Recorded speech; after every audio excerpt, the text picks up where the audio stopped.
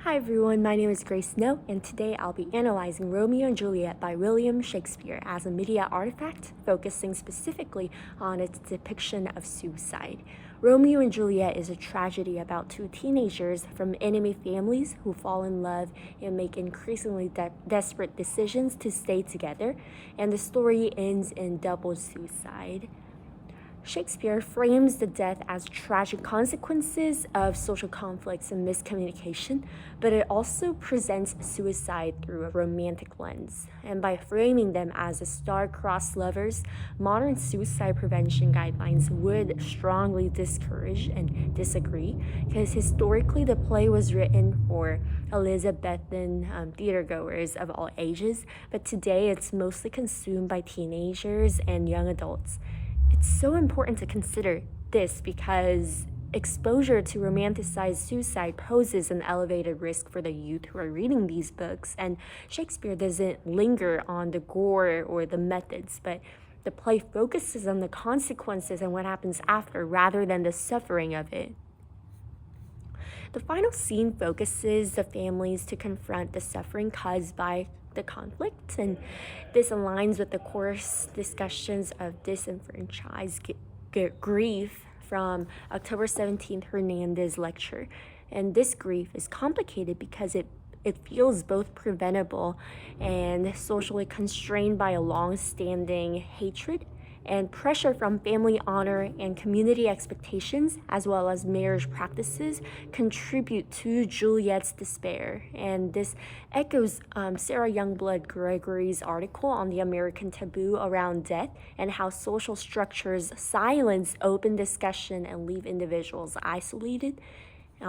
November 6, 2025 Hernandez lecture, we say that we learned that women often have lower suicide completion rates but higher rates of attempts, and this often involves less violent means, and Juliet resorting to a potion to fake death just reflects the gender patterns. And while she dies by violence, the narrative still mirrors how gendered expectations and the limited autonomy push her toward extreme decisions.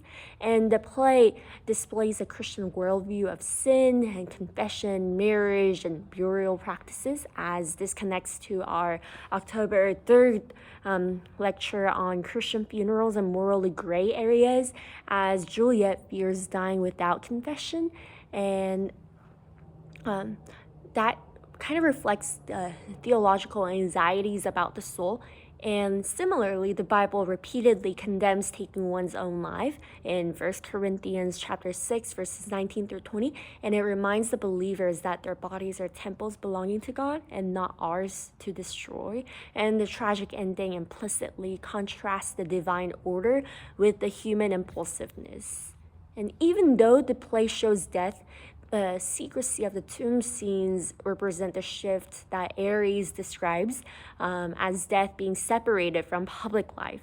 As Romeo and Juliet die isolated and out of sight, there's a cultural discomfort in talking about their death itself. And the greatest issue is the framing of suicide as the ultimate expression of love, when modern guidelines explicitly warn against presenting suicide as an inevitable, poetic, or noble thing. And the idea of star-crossed lovers dying for each other just creates this dangerous script for teens experiencing intense, especially first love. And their problems like parental disapproval, miscommunication, or maybe even a forced marriage are severe, but they are resolvable. And this violates best practices, which emphasizes portraying help-seeking and not self-harm as the appropriate response. And the friar represents as a source of help, but the characters at the end reject guidance. And while Shakespeare's language is emotional, the play lacks nuanced exploration of mental health dynamics of hopelessness, cognitive narrowing, or warning signs. And in class, we learned that suicide is rarely the product of a single moment, and instead it reflects an internal pain compounded over time. And the play collapses this complex thing into a simple impulsive decision, and it supports the idea that teenagers are irrational beings rather than evidence-based understanding that just empowers them. And this narrative just oversimplifies the social, psychological, and relational factors behind the real world suicide. And as discussed in our October 27th lecture on memory at the end of the life and communal time or shared meaning, they're crucial. And Romeo and Juliet's secretive actions prevent rituals or confessions or last memories with their loved ones. And it just reinforces the idea that death is isolated and hidden. And these elements contribute to what Caitlin Doughty critiques and why are funerals so expensive.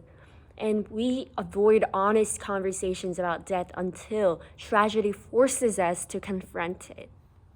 For future adaptations, I would say show help-seeking behavior as an alternative to pretending like they died, and just integrate moments where characters consider confiding in parents, clergy, peers, or just even God. And even if tragedy still occurs, like the portraying of these options reduces the contagion risk and depict the consequences for the community more clearly, because Romeo and Juliet feels like it's only about those two, but their death is not about those two, but it's also about family and the brokenness in all their families.